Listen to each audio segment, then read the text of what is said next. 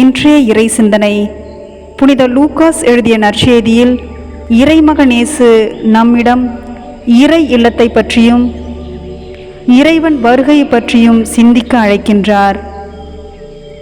இறைவனுடைய அரசு பற்றி பரிசேயர்கள் கேட்ட கேள்விக்கு இயேசு அளித்த பதிலில் ஆழமான ஆன்மீக செய்திகள் மறைந்துள்ளது. அவர்கள் எதிர்பார்த்தது வெளிப்படையான ஒரு இறையரசு.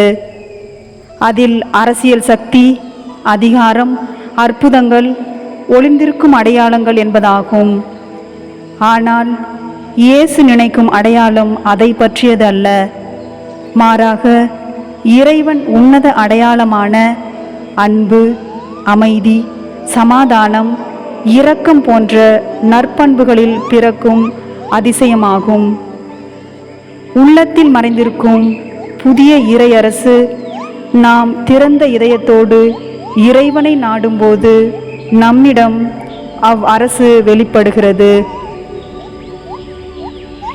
காணக்கூடிய நிகழ்ச்சிகளில் அல்ல, வெளிப்படையான நிகழ்வுகளிலும் அல்ல, மாறாக இறைவன் மீது நாம் வைத்திருக்கும் விசுவாசத்தில் இறையரசு வெளிப்படுகிறது. மாற்றப்பட்ட இதயத்தில் இறைமகனேசு குடிகொள்கின்றார். அந்த இதயத்தில் அன்பு கடந்த நீதி எனும் விளக்கு என்றும் சுடர்விட்டு எரிந்து கொண்டிருக்கும். அந்த சுடரில் இறையரசு வெளிப்படுகிறது. இச்சுடர் தன்னையும் ஒளியாக்கி பிறரையும் அந்த ஒளியில் இணைத்து இறைவனிடம் கொண்டு செல்லும் விளக்காக மாறுகிறது.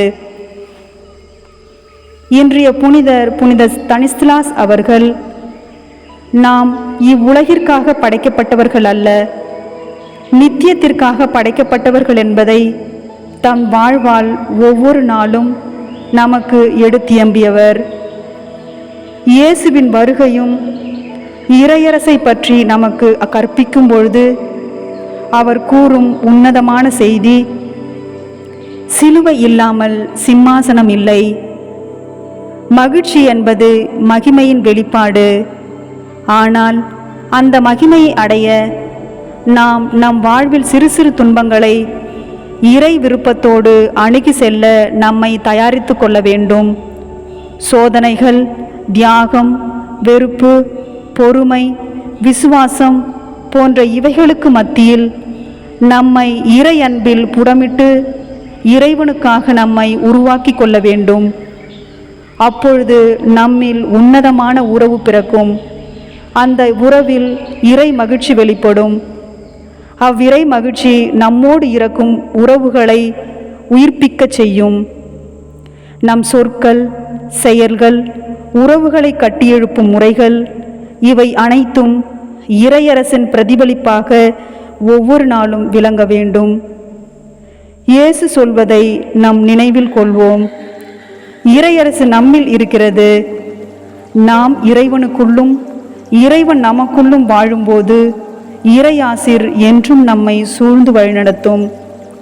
எச்சூழ்நிலைகளிலும் இறைவன் என்னோடு இருக்கின்றார் என்ற ஆழ்ந்த விசுவாசத்தோடும் அசைக்க முடியாத நம்பிக்கையோடும் இறைவனின் அரசிற்காக தொடர்ந்து பயணிக்கும் திருச்சபையோடு தொடர்ந்து பயணிப்போம்.